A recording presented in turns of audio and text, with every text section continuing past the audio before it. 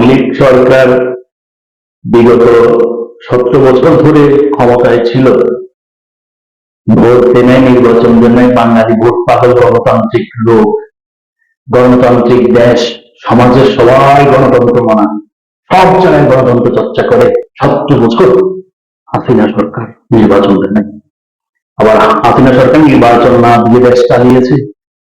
যাওয়ার সময় বলছে ওনার গণভবনের লোকের 400 কোটি, ওনার কর্মচারী 400 কোটি টাকার মালিক, এক এক মন্ত্রীর বাবুর্চি কোটি কোটি টাকার মালিক।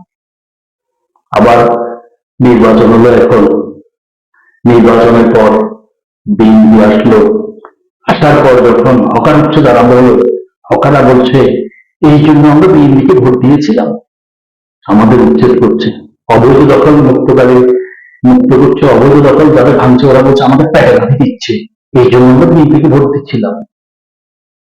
ভোট যখন হয়নি বলছে তখনও দুর্নীতিতে চ্যাম্পিয়ন।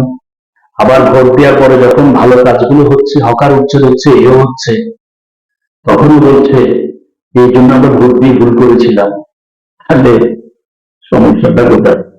আওয়ামী লীগ বিএনপি না আমরা পুরো দেশের মানুষই